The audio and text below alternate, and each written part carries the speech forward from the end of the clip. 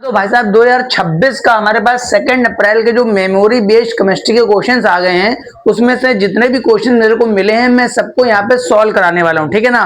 तो जितने भी क्वेश्चन हैं सबके आंसर आप आराम से चेक कर लीजिए। देखो मेरे पास पहला क्वेश्चन लिखा है increasing order of bond order, या तो पूछा गया था या तो भाई साहब ये बॉन्ड लेंथ पूछा गया था, ठीक है। क्योंकि मेमोरी बेस्ड है तो हो सकता है कि इनका increasing order of bond order या तो पूछा गया है या तो भाई साहब बॉन्ड लेंथ पूछा गया, ठीक है ना। बहुत आसान क्वेश्चन बना है, पेपर भी आपका केमिस्ट्री का काफी आसान था। देखो भाई O2 प्लस का बॉन्ड ऑर्डर जो होता है वो 1.5 होता है, ठीक है। आपने निकाल रखा होगा। O2 माइनस का आपका जो बॉन्ड ऑर्डर होता है ये O2 प्लस का होता है 2.5 होता है। O2 माइनस का जो होता है बेटा वो आपका 1.5 होता है। O2 डबल माइनस का 1.0 और O2 का होता है 2.0। अब आप इसके अकॉर्डिंग अगर बॉन्ड ऑर्डर को देखेंगे, सबसे कम बॉन्ड ऑर्डर आपका हो गया O2 डबल माइनस, उसके बाद हो गया O2 माइनस, फिर आपका हो गया O2 और अगर हो गया O2 डबल प्लस है जो भी आपका दे रखा है सिंगल प्लस, ठीक है ना। अगर आपसे बॉन्ड लेंथ का पूछा जाएगा तो इसका जस्ट उल्टा आप बता देंगे, ठीक है। तो वो सेकंड क्वेश्चन भी काफी आसान था।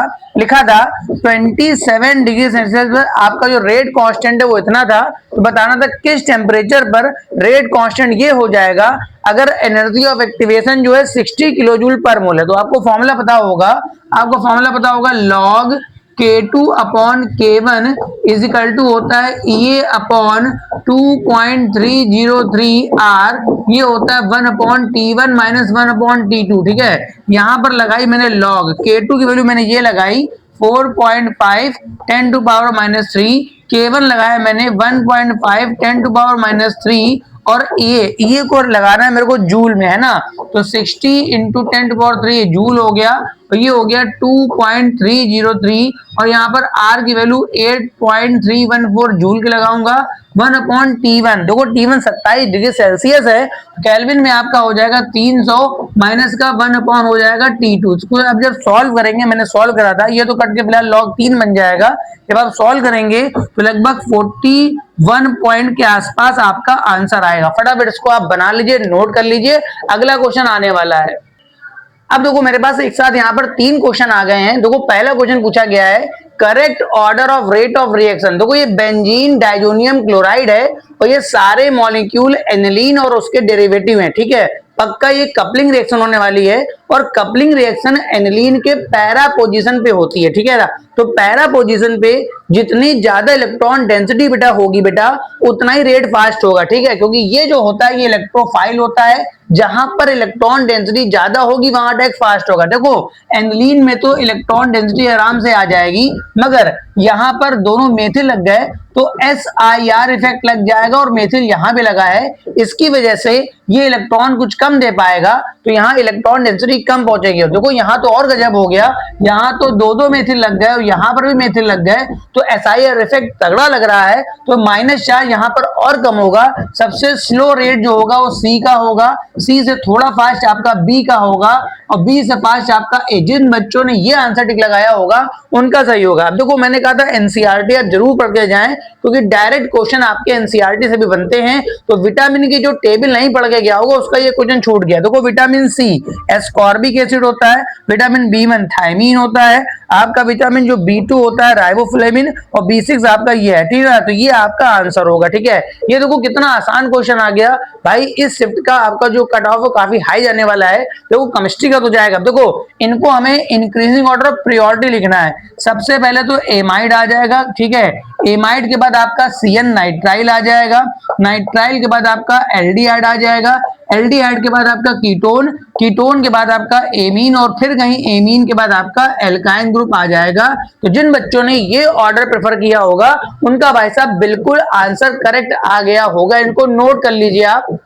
अब देखो ये क्वेश्चन थोड़ा सा लेंथी आया है क्योंकि उसने लिखा है calculate number of isomer C5H10। देखो C5H10 या तो एल्कीन होगा या फिर कोई साइक्लोएल्केन होगा विच डज नॉट डिक्लोराइज केमनोफोर सोल्यूशन, ठीक है। उसने कहा हमें इसके वो सारे आइसोमर बताने हैं जो KMnO4 के कलर को डिक्लोराइज नहीं करते हैं। मतलब एल्कीन का तो मेरे को कोई नहीं लेना है, मेरे को सारे लेने हैं साइक्लो एल्केन वाले, मगर उसने कुछ नहीं लिखा है तो मैं टोटल काउंट करूंगा, मतलब स्ट्रक्चरल प्लस स्टीरियो। तो एक तो C5H10, एक तो मेरे पास साइक्लोपेंटेन हो गया, ये डिक्लोराइज नहीं करेगा।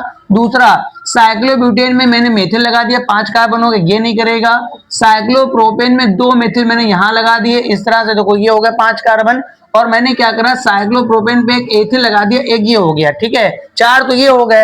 अब देखो यहां पर अगर मैं 2 मेथिल अगल बगल लगाता हूं, देखो 2 मेथिल अगर यहां अगल बगल लगाता हूं तो यहां पर देखो प्रॉब्लम ये है कि यहाँ ट्विस्ट आ गया, क्योंकि ये सेंटर आपका स्टीरियो बन गया, ये भी आपका कायरल सेंटर बन गया, ठीक है। जब ये सेंटर कायरल बन गया तो हमें यहाँ पे TSI निकालना पड़ेगा। क्या निकालना पड़ेगा? TSI का फॉर्मूला होता है यहाँ पर ऑप्टिकली एक्टिव प्लस यहाँ पर आप करके मेजो करके निकालते हैं, ठीक है। तो ऑप्टिकली एक्टिव का फॉर्मूला होता है 2 की पावर n-1 प्लस यहाँ मेजो का फॉर्मूला होता है 2 की पावर n/2-1, ठीक है। 2 की पावर 2 सेंटर कायरल तो 2-1 प्लस 2 की पावर 2/2-1, 2 की पावर 1 प्लस 2 की पावर 0, यानी 2 + 1। ओवरऑल इसके 3 बनेंगे तो 4 + 3 आंसर कितना आएगा? 7, ठीक है। ये क्वेश्चन बहुत आसान था, कई बार रिपीट हो चुका है। कह रहा बताओ हमारे पास PQRS में इलेक्ट्रोफाइल का अटैक कहाँ होगा। देखो इस रिंग पे तो डीएक्टिवेटर लगा है, इसको तो भूल जाओ। इधर एक्टिवेटर लगा है, आर पे अटैक क्यों नहीं होगा? क्योंकि ये बड़ा सा ग्रुप है, क्राउडिंग ज्यादा है, तो अटैक आपका पैरा एस पे होगा। बड़ा आसान सा क्वेश्चन था ये। क्वेश्चन सिंपल आपका सॉल्ट एनालिसिस का है, सिंपल सा कह रहा है एप्पल ग्रीन कलर किसका आता है फ्लेम में। तो भाई साहब बेरियम आयन, अगर आप बेरियम आयन को देखेंगे तो इसका एप्पल ग्रीन कलर आता है। तो जिस बच्चे ने ये टिक लगाया होगा उसका बिल्कुल सही होगा। इसको आप फटाफट नोट कर लीजिए, फटाक से इसको नोट करें आप। अब देखो क्वेश्चन ये पूछा गया, काफी आसान क्वेश्चन था। कह रहा molecular formula of alkene which react with 8 mole of O2। ये तो मैंने लिखा है, ठीक है। कह रहा हमें उस एल्केन का मॉलिक्यूलर फॉर्मूला बताओ जो 8 मोल ऑक्सीजन से रिएक्शन करता था। आपको पता होगा एल्केन का ऑक्सीजन में कंबसन का फॉर्मूला ये होता है, ठीक है। इसमें कुछ नहीं करना था, आपको बारी बारी से ये सारे लगा के देख लेने थे। हाँ XY, ये X है, ये मेरे पास Y है, इनमें से जो XY लगाने पर यहाँ 8 बन जाएगा वो आंसर हो जाएगा। मैं लास्ट वाले से चेक करूंगा क्योंकि मेरे को पता है यही आंसर है, ठीक है। मेरे को क्या कहा आपको वहां करना था, मैंने लगाया 5 प्लस यहाँ तो Y लगाया कितना 12/4 है ना। तो यहाँ पर 12/4 कर दिया, 12/4, ठीक है। तो 4 3 12 और 5 3 8 आ गया, ठीक है।